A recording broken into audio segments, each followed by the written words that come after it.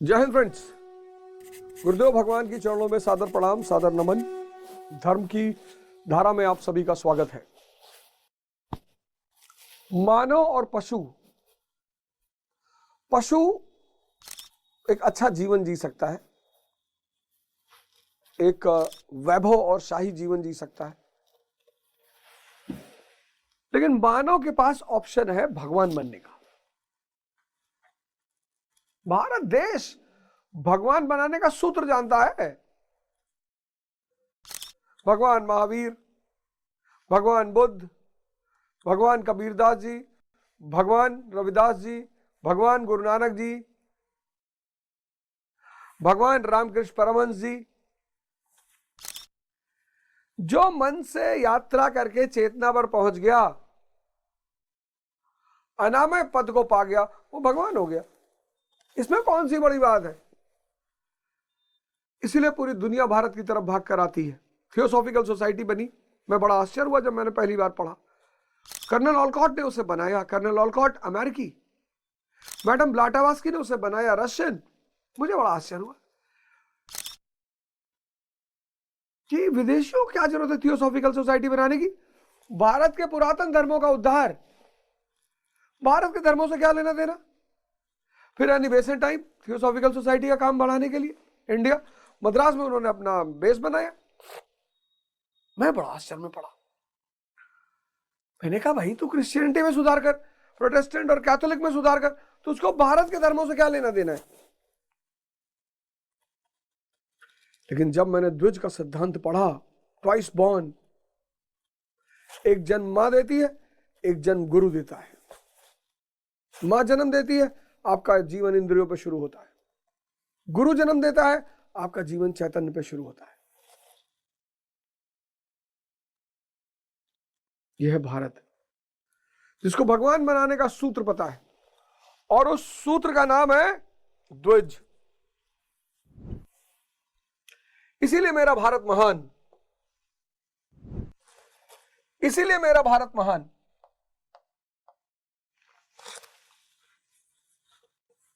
मेरा भारत महान क्यों? कभी आपने पूछा क्यों?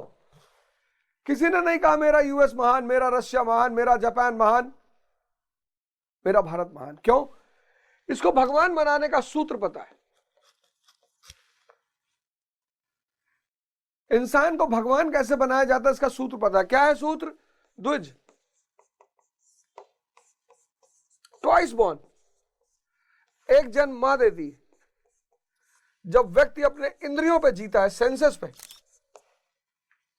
अच्छा खाना, अच्छा पहनना, यही जीवन की इच्छाएं, और फिर दूसरा जन्म गुरु देता है। जब व्यक्ति इंद्रियों से यात्रा करके चैतन्य पे पहुंच जाता है। तो सिद्धार्थ को जन्म दिया उनकी मां ने, लेकिन अलार कामा ने सिद्धार्थ को बुद्ध बना दिया।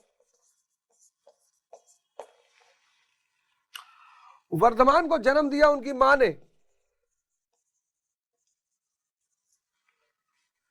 पर वो महावीर बन गए, महावीर स्वामी। नरेंद्र को जन्म दिया उनकी मां ने, पर वो बन गए स्वामी विवेक आनंद। यह भारत। स्थिति प्रज्ञ पुरुष यानी कृष्ण। बस एक आदमी को ध्यान में रखिए। जैसे कंपाउंड की डेफिनेशन में बहुत लोगों से पूछता हूं, कंपाउंड की डेफिनेशन रटने की जरूरत क्या है? एलिमेंट, कंपाउंड, मिक्सचर, H2O याद रखो बस।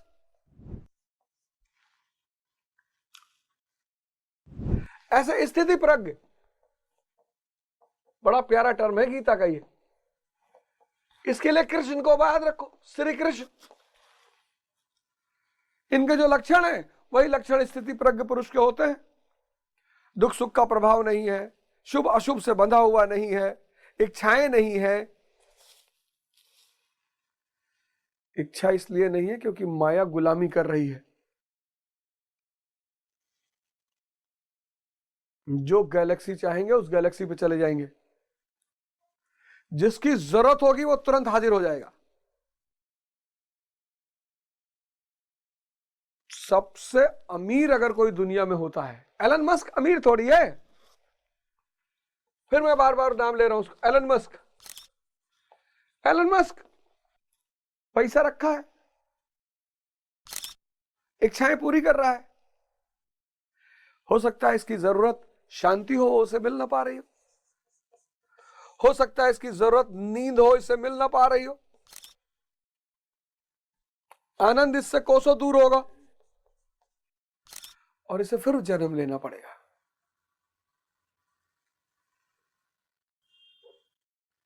इसने जितना मेहनत किया है, अगर ये ध्यान भी कर ले तो दोनों तरफ से फायदे में आ जाएगा। लेकिन बुद्ध, श्री कृष्ण, माया है, ब्रह्म भी साथ में, दोनों है। इसके साथ सिर्फ माया है, ये ब्रह्म विहीन है, गरीब है, ये आध्यात्मिक नजर से बहुत गरीब है, ये सबसे अमीर है, आध्यात्मिक नजर से भी और पूंजीवादी नजर से भी। इसीलिए हम इन्हें पूर्ण अवतार कहते हैं। हम भगवान राम को पूर्ण अवतार नहीं कहते, हम भगवान कृष्ण को पूर्ण अवतार कहते हैं। तो स्थिति प्रज्ञ का लक्षण भगवान बता रहे हैं। और अब पिछले एपिसोड में मैंने आपको बताया कि साधन से उसका कोई प्रयोजन नहीं है। 58वां श्लोक, यदा संहरते चायम कूर्मवग अग्नियो सर्वशः इंद्रियाणि निइंद्रियार्थ अभ्यतस्य प्रज्ञा प्रतिष्ठिता। मतलब जिस प्रकार कछुआ अपने अंगों को समेट लेता है, ठीक वैसे ही यह पुरुष जब सब ओर से अपनी इंद्रियों को समेट लेता है तब उसकी बुद्धि स्थिर होती है। कितना बड़ा सूत्र है। कछुआ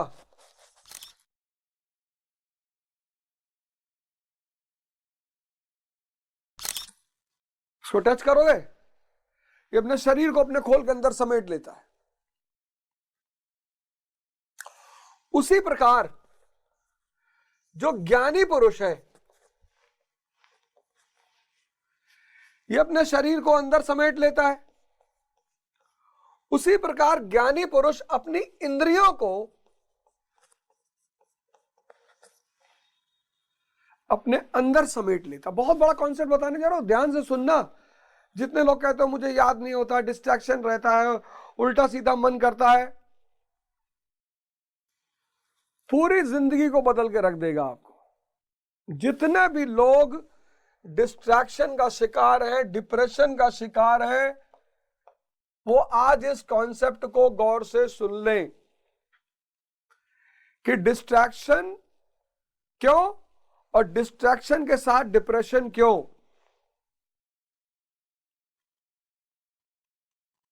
अब सेंसेस जो है तुम्हारी इंद्रियां, कौन कौन सी? जीभ, स्किन, चमड़ी, कान, नाक और आंख। इनको कबीर ने 5 कुसंगी कहा है। अब यह दिन भर सोच रही है अच्छा खाने के बारे में। अब सुनना,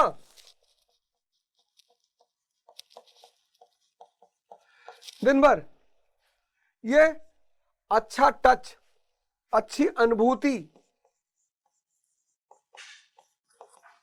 ये मजेदार चीज सुनना, मजेदार किसी की बुराई भी हो सकती है, नाक, सुगंध, और आंख मजेदार चीज देखना, कुछ भी हो सकता है। सवाल यह है कि मजा आए।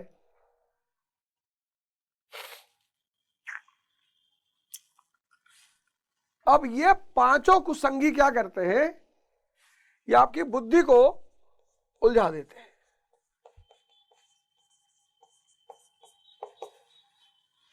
क्योंकि आप निरंतर बाहर भाग रहे हो ना,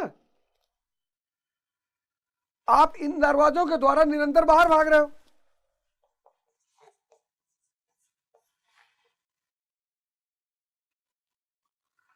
तो जब आप बाहर भाग रहे हो निरंतर,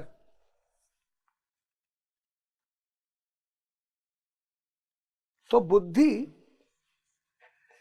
चिंतन नहीं कर पा रही है। चिंता नहीं, चिंतन, चिंतन नहीं कर पा रही।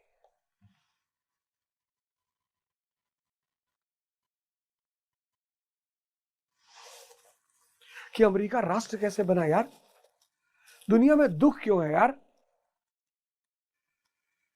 बैंकिंग सेक्टर का क्या रोल है आधुनिक अर्थव्यवस्था में।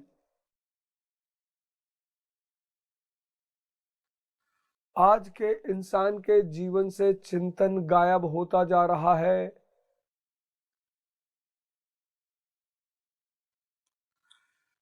सुनना, गौर करना, चिंतन गायब होता जा रहा है। कि जब सारी ताकत लोकसभा के पास है तो राज्यसभा क्यों, राज्यसभा का कार्यकाल 6 वर्ष क्यों, चिंतन ही नहीं हो पा रहा। बैंक्स, आधुनिक अर्थव्यवस्था की आत्मा क्यों, पार्लियामेंट, आधुनिक राज्य व्यवस्था की आत्मा क्यों, मानव रचित संविधान का इतिहास कब शुरू हुआ। आप चिंतन कर ही नहीं पा रहे।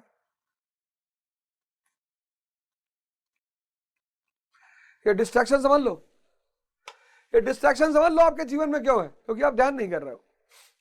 बेलगाम घोड़ा,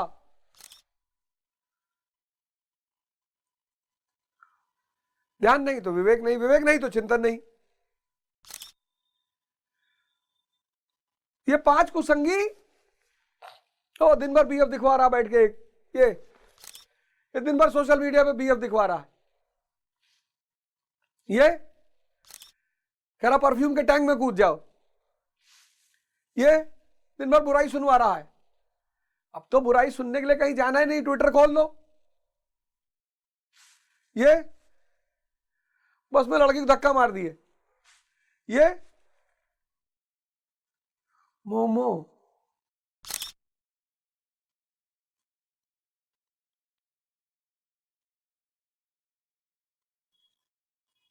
मोमो, दलिया सुन के कितना अच्छा लगता है। मोमो, पिज्जा, बर्गर, नाम सुन के अजीब सा लग रहा है। दाल, भात, चोखा, एक अजीब सी फीलिंग आ रही है, सुखद। मोमो लग रहा किसी भूतनी पिक्चर का नाम है। बर्गर कोई आपराधिक स्क्रिप्ट पर लिखी गई फिल्म है। पिज्जा कोई लुटा हुआ आशिक।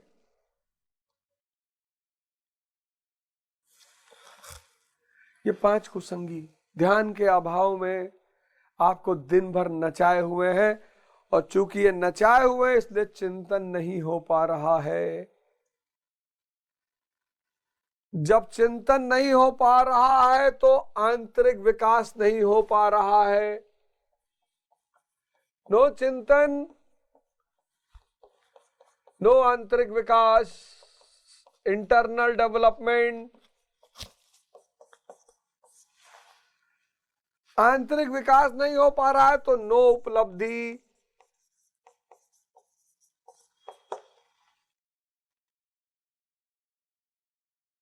नो उपलब्धि तो नो प्लेस, कोई स्थान नहीं समाज में। तो डी डिस्ट्रैक्शन, किसकी वजह से, 5 कुसंगियों की वजह से, ध्यान के अभाव में, और इससे पैदा हो जाता है डिप्रेशन।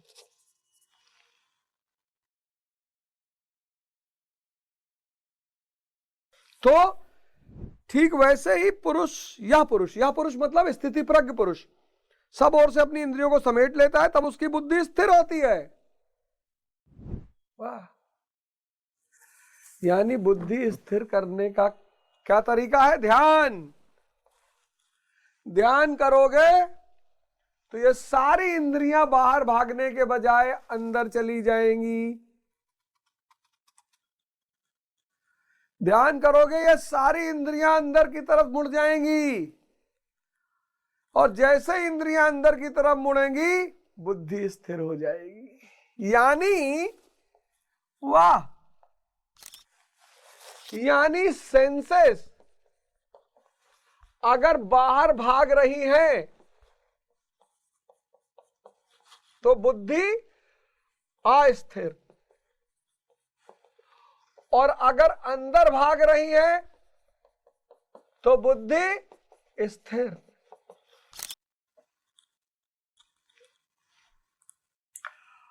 और इंद्रियों को अंदर लाने का बस एक ही तरीका है, ध्यान। क्योंकि ध्यान पैदा करेगा विवेक, और विवेकशील मन जब ब्लू फिल्म देखेगा तो हंसेगा। गरीब लोग गरीब क्यों हैं? जो करने की चीज है उसकी बातें करते हैं, उसको देखते हैं। प्रेम करने की चीज है, उसको क्या देखना? रुक गई इंद्रिय। विवेकशील मन ब्लू फिल्म नहीं देखेगा।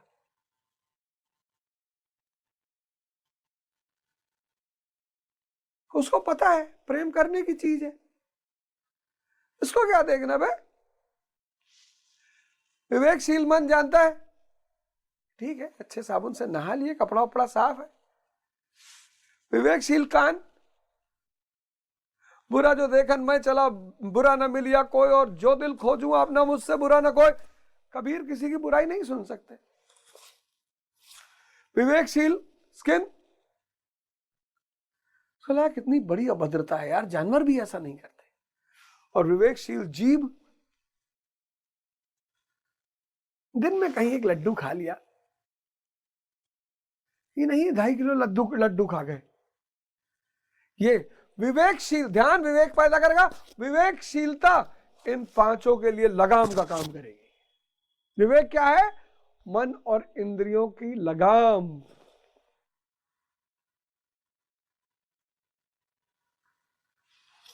क्या है विवेक? ध्यान से क्या पैदा होगा? विवेक। विवेक क्या है? लगाम।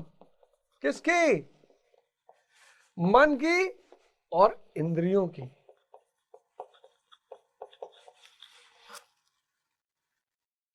ये बिना मतलब बाहर नहीं भागेंगी।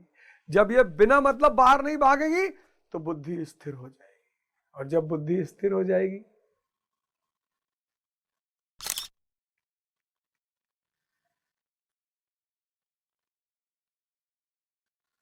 और जब बुद्धि स्थिर हो जाएगी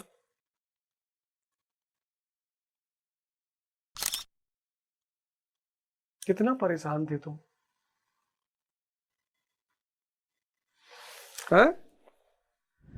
खतरे को देखते ही कछुआ जिस प्रकार अपने सिर और पैर समेट लेता है, ठीक उसी प्रकार जो पुरुष विषयों में विचरती हुई इंद्रियों को सब ओर से समेटकर हृदय देश में निरोध कर लेता है, उस काल में उस पुरुष की बुद्धि स्थिर होती है। किंतु यह तो एक दृष्टांत मात्र है। खतरे का एहसास मिटते ही कछुआ तो अपने अंगों को पुनः फैला देता है।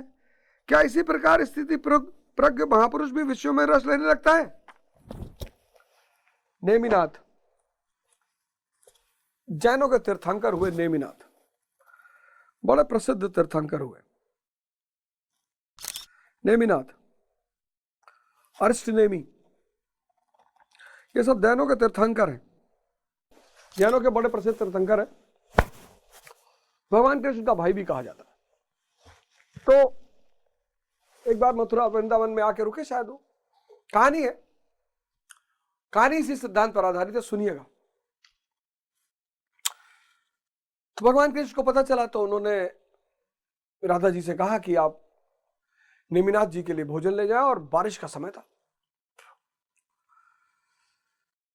तो राधा जी ने कहा कि भाई यमुना जी तो बड़े उफान पर, उनको पार करना बहुत मुश्किल है। तो कृष्ण जी ने राधा जी से कहा कि आप ऐसा करिए, आप जाइए और यमुना जी से कहिएगा कि अगर कृष्ण ने कभी किसी स्त्री को स्पर्श किया, अगर कृष्ण ने कभी किसी स्त्री को स्पर्श किया हो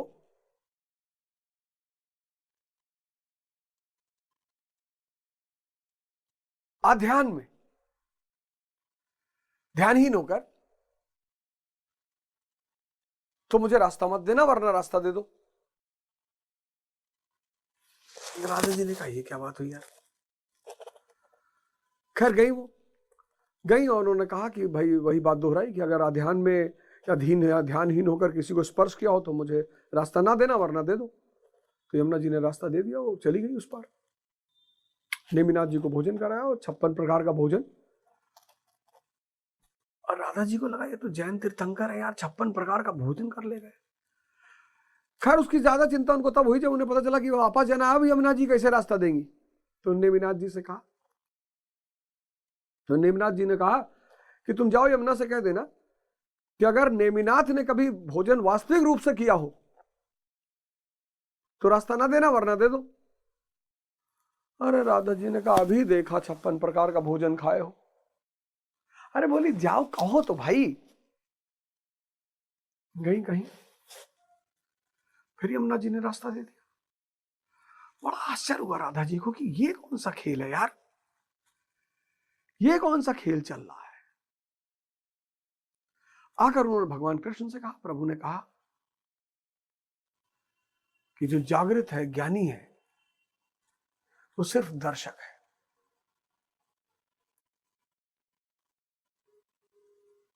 इस लाइन को मैं फिर से रिपीट करूंगा, जो जागृत है और ध्यानी है और ज्ञानी है वो मात्र दर्शक है, क्योंकि सब कुछ प्रभु कर रहे हैं, वो कर ही नहीं रहा है। जो अध्यानी है वो मैं से अधीन होकर कर रहा है, कुछ कर ही नहीं पा रहा है, और कर भी ले रहा है तो डिप्रेशन में है। जय हिंद, जय भारत।